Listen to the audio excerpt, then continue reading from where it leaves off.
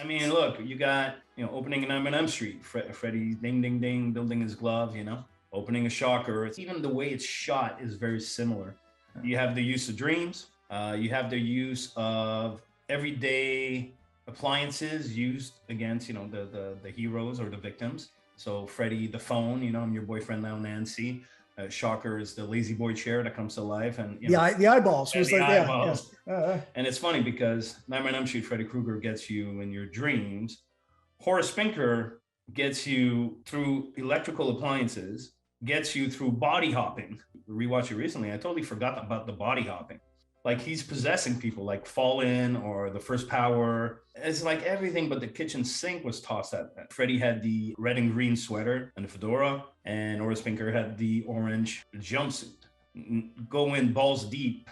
Don't tell Dad. Get over here. I want to ask this question. Did you like it? I loved it. I would say my biggest takeaway is that it was actually not the movie I expected. Like, I've seen the cover as a kid, and seeing like random little things throughout my childhood. I always thought this movie was him in that sort of transitional space, killing people, like the body hopping, the ghosts. It's an amazing movie that is so tonally wild. Like I would almost say Wes Craven is not a man to do drugs, and after listening to commentary, he's a very calm, well-spoken man. But this feels like a movie made by somebody on drugs. We're your friends. We're not like the others, man. Really. No more of that talk or I'll put the fucking leashes on you, understand? Get in.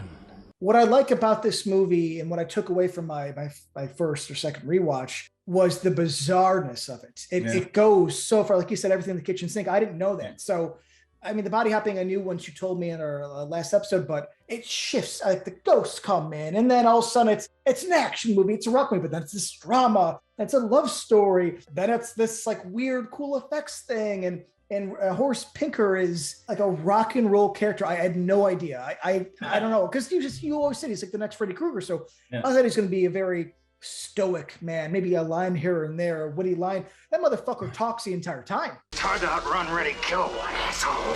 Ah, so you had to bring Daddy along, huh? I'll give you a show.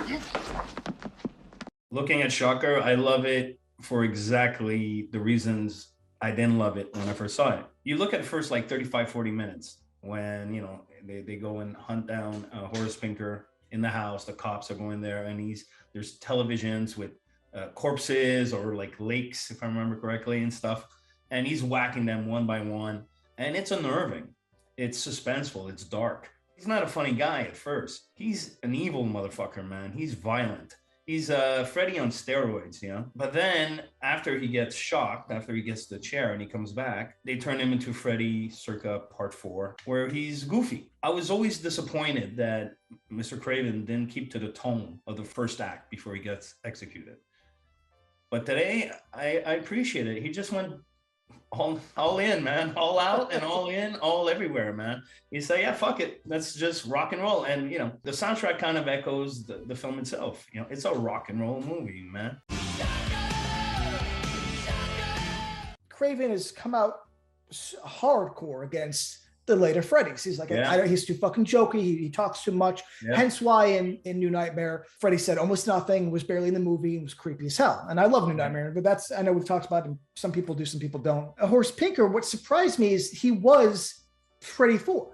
And I'm like, well, what the fuck, man? You were so against it. And then you have the chance to create your own character. Not that that's bad, but I remember thinking, like, am I supposed to root for him? Because he walks that line where I'm like, I know he's evil, but he's so aggressive and sort of over the top that, yes, I find him like, I was laughing with him. I was like, Sweet, go, no, shut up! He's stretching his fingers to get into the socket. Yeah. He has the lazy boy, like everything about him. I was like, oh, this guy's too cool. What about the scene? And that was for me the first indication this movie was not gonna stay the movie that it had been, kind of dark and vicious and oppressive. When he's in a cell with like TVs and jumper cables or some shit, and there's lips that appear in the air, and it's like, you got it, baby. Like, what the fuck? It is just a weird amalgamation of probably everything in his head. And then I listened to the commentary. He was going through a real nasty divorce at the time, and he just had this like mean sense of humor. And I was like, okay, that makes more sense, because there's a lot of humor in this that I almost wondered was either intentional or unintentional. I couldn't tell. Like the little girl that you mentioned in previous videos, like, Swallow this. Welcome to the end screen.